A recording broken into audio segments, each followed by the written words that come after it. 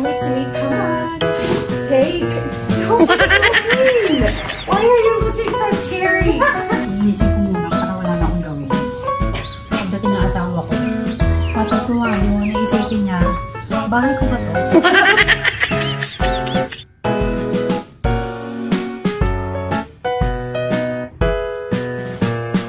Ang langit namin. Napakaganda. Tingnan mo, makachupo. Nag-iisa. Advance to. Oh, ang ganda oh. Pauwi lang ng mama. Pagod ang mama. Nakapakailam kay mama. Kaya yung mga kachupa, ito, ilalabas ko rin to. Iniipon ko kasi to. Medyo marami na.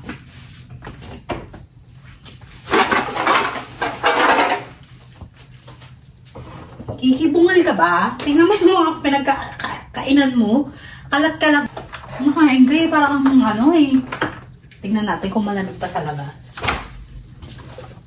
Ay, hindi na siya masyadong ganun kalamig.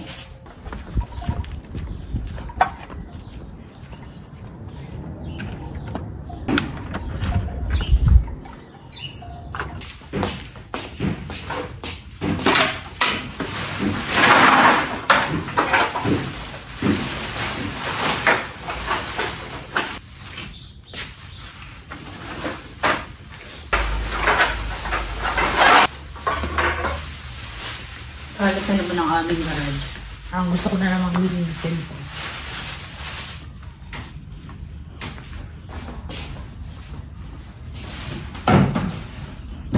Anyway mga katsupa, ito nakita namin sa neighbor namin. Sabi ko sa asawa ko, gawin kong ano to, yung ano ng garden. Tapos lalagyan niya ng paa rito. Para nakatayo ako pagka nag-garden. Hindi ako kung gano'n. Actually, maganda pa ito mga katsupa. Pwede pa siyang cabinet. Kaya lang, wala naman na kami lagay ng cabinet, diba? Pero sabi ko sa asawa ko, yun nga. Gawin niya itong 4 pa mande. So, okay na ano. Tara, labas tayo. Punta tayo sa aming garden. Kunin ko lang yung jacket ko. Medyo malamig. Medyo malamig na siya mga katsupa. Hindi pa siya ganun kainit. Kailangan ko munang magganto. Pero actually, umaaraw na siya. Kukunin ko lang yung mga yung mga, ayan o, yung mga naglalaglagang Kasi kung mapangit yung aming garden.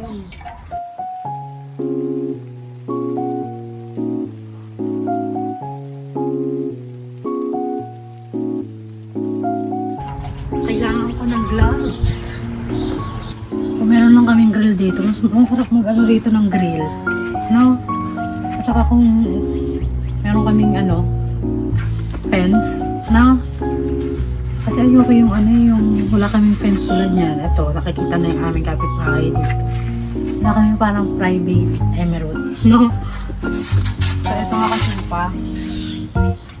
Dala ko na siya. Naglinis na tayo. Dahil pa sa my activity for today's video.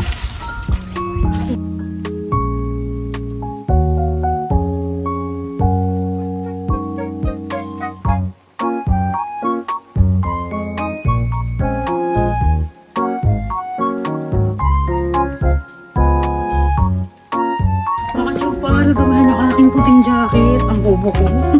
Bakit kasi puting jacket ang sinuot ko? Kakalabat pala man din na ito. Teka, magpapalit muna ako mga katsupa ha. Palitan ko ng blue yung aking jacket. Ayan, okay na yung aking Kaya lang, sakit ng pusong ko mga katsupa. Ayan, kaya bumbo ko lang yan. Kaya pa yan. Hanggat humihinga pa yan.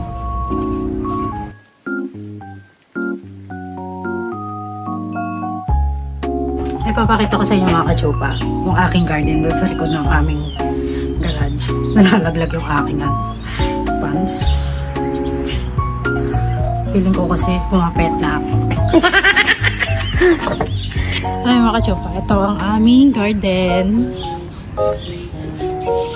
Nasisira na yung aming puno. Ayan ang aming punong malaki. Diba? Pero ito ipapakita ko sa inyo mga katsupa.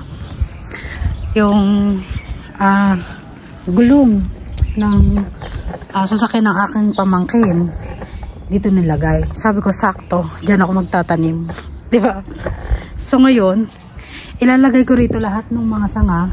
Ayan yung mga sangang yan, kasi pwede rin yung fertilizer sa ilalim ng lupa, pampataba rin ng lupa yan mga katsupa. So lahat ng kalat na makukuha ko ngayon dito ilalagay ko dyan para dito ako magtatanim na para mga katsupa.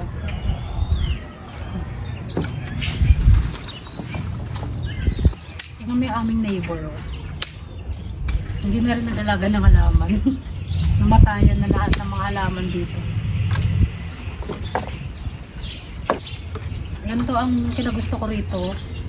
Pagka magsa-summer na, yan. Tatanim-tanim na, alagaan na yung garden.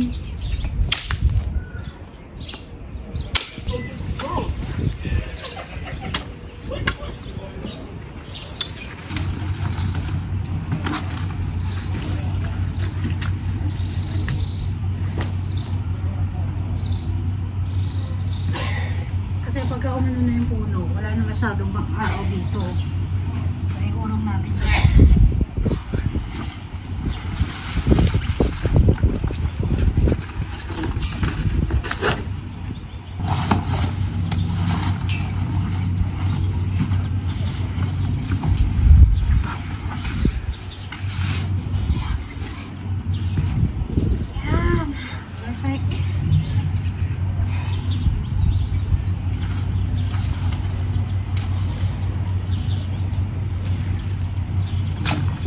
Ito pala yung aking mga yung luma akong garden. Medyo mababaw lang.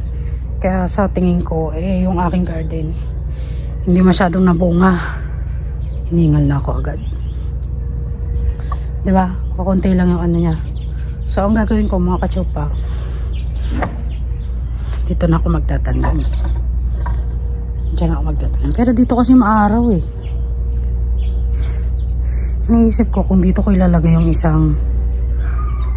yung dalawang gulong. Dito ko kaya ilagay yung dalawang gulong. Sa tingin nyo mga katsupa, kaya doon pabago-bago ng isip. Dito ko na lang ilalagay.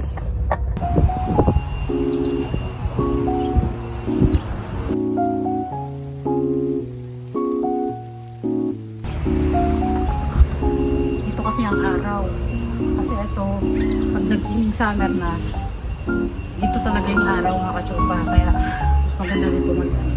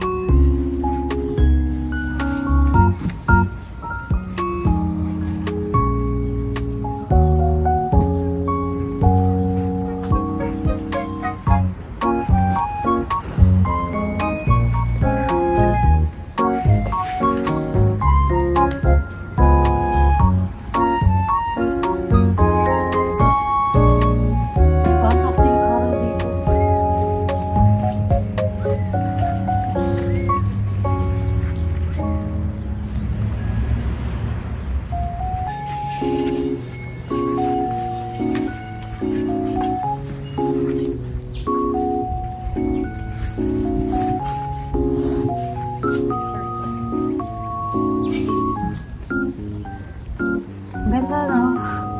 DIY. Maging DIY.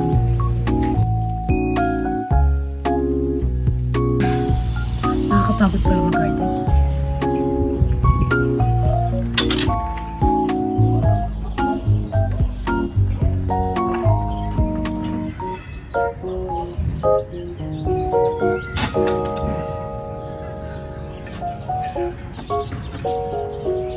Ito balak kong gawing green garden, kaya lang pagka naging summer natatakluban siya ng ng puno, kaya hindi rin pwede.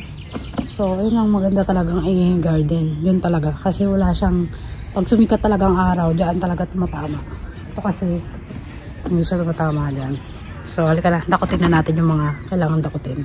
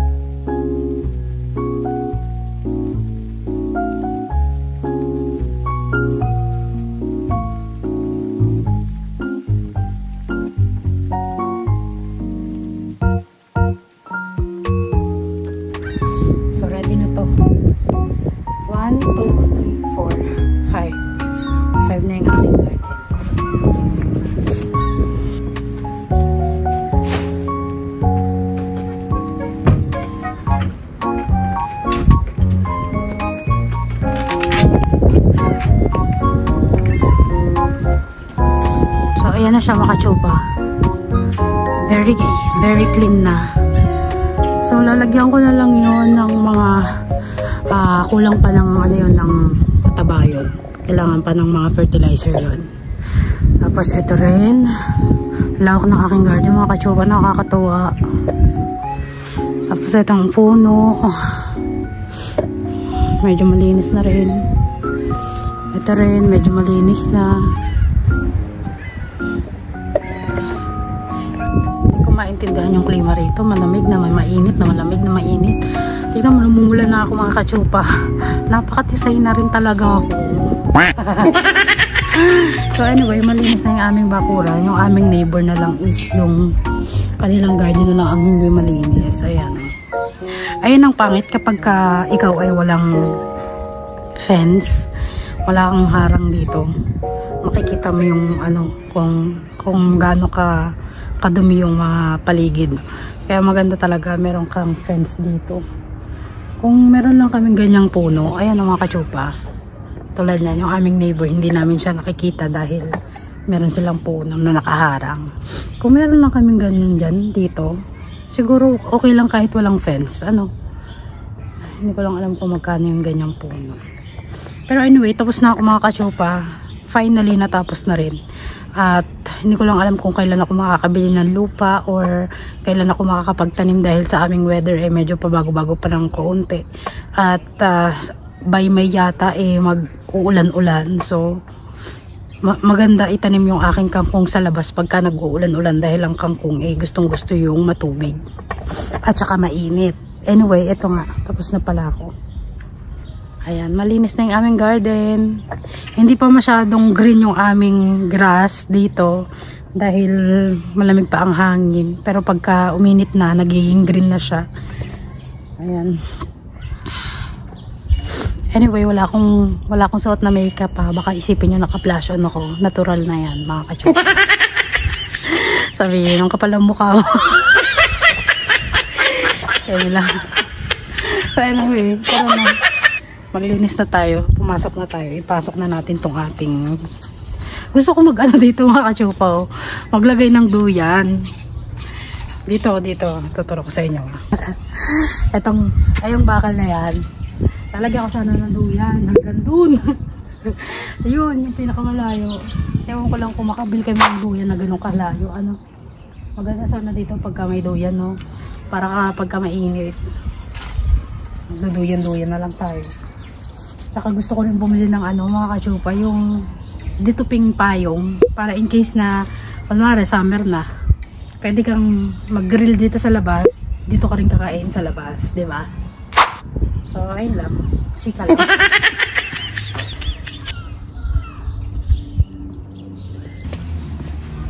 Linisin ko pala yung aming driveway, medyo mga aga pa naman.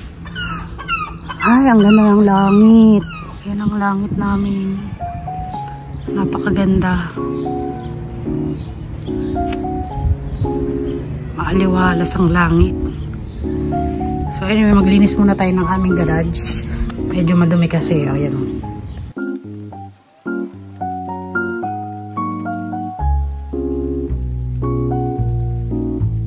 Hi. Hello, new dog? No, not mine. It's a friend of mine who's on vacation. He's very friendly. He's a big puppy. Dude, come on. Bring him out. Meron siya aso. Pinalagaan. I know he does. He looks intimidating. But he's just a softie. He's like just such a... I like your hair. Thank you. You're curly. Yeah, it does. It's naturally curly. It's So beautiful. Thank you. So, but he looks, I mean, I know. I was afraid. I didn't know that you know how to take care of the dog. Oh, I grew up on a farm. Oh. I had cows and horses, chickens, dogs, cats. Ito, dog. O, diba? Medyo mabait yung kanyang aso. You can come say hi to him if you want. Hi! Hi, dog! Hi, dog! I just feel I love dog too. he's strong. Are you gonna say hi? Come and say hi. Come on. Yeah, you can say. Yeah, I don't. Just because I don't spend a lot of time with him, he's always very friendly to me. Come on. Hey, don't be so rude. Why are you looking so scary?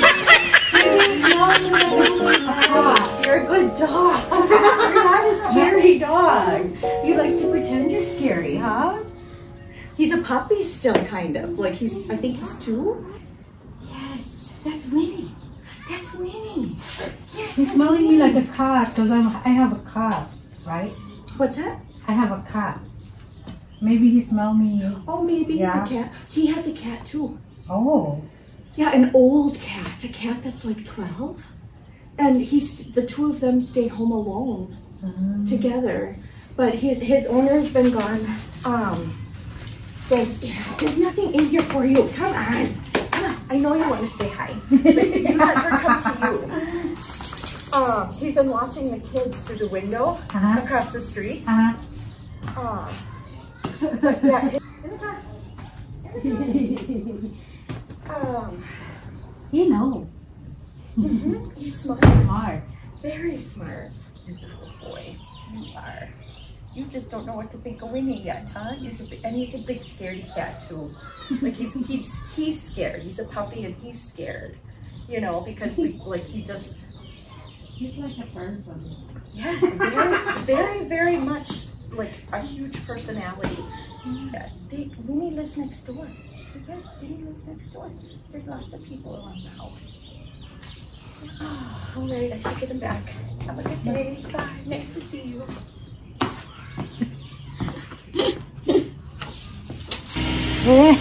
Nakatingin pa rin yung aso. Siguro ang iniisip niya, aso rin ako.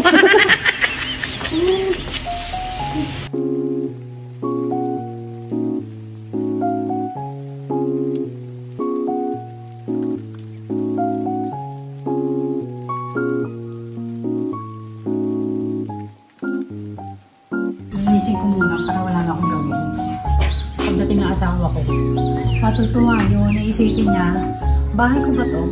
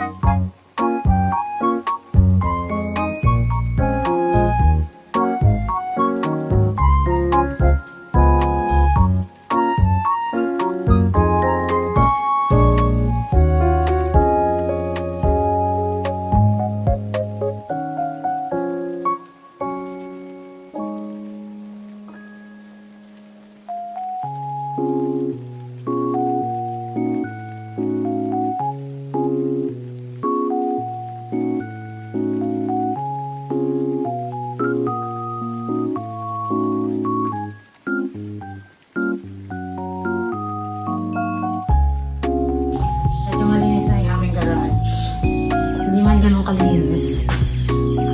At least mas malinis pa sa kanina, di ba? So yun lang mga kachupa, ipapakita ko na sa inyo yung aming garage.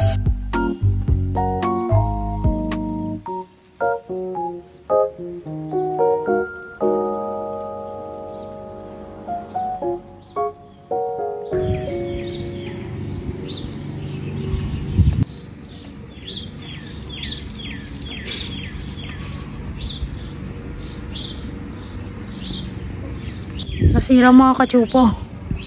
Ngayon ko lang nakita, nasira. Papakayos ko ngayon sa asawa. So, eto mga kachupa, yung aming hindi ko alam kung anong halaman to. So, yung aming lotus, usbong na. Ito pa rin, ito rin oh, yung nasa aming gilid ng bahay. Ayan oh.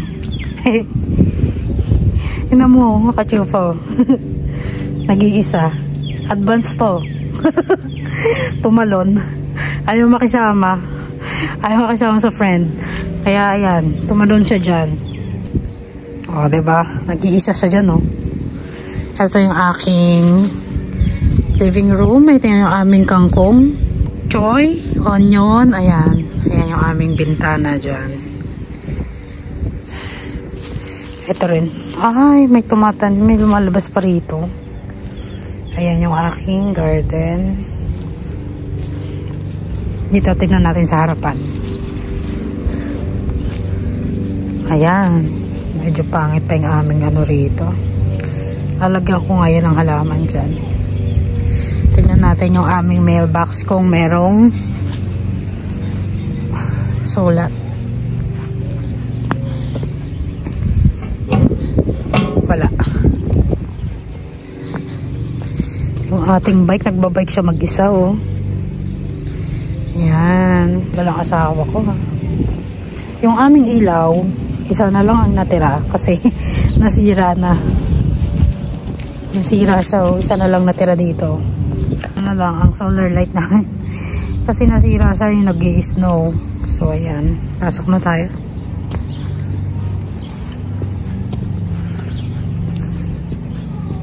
Ang ganda talaga. No? Mabango kaya to? Oh, ang ganda oh. Yellow pa, ano? Ang aking ano, ano to eh, basil oh. Hindi pa rin natanim. Hindi pa rin siya nabunga. Hindi pa rin siya nabunga. Pero bubunga, tutubo rin yan. Anyway, hanggang dito na lang ang ating vlog. Medyo pagod na rin ako. So, thank you mga kachupa for watching this and I hope you like it. God bless. Pasensya na. Kakauwi ko lang. Wag ka na daw magpaliwanag. Kauwi lang ng mama. Pagod ang mama. Wala ka pakialam kay mama? Wala? Walang pakialam kay mama?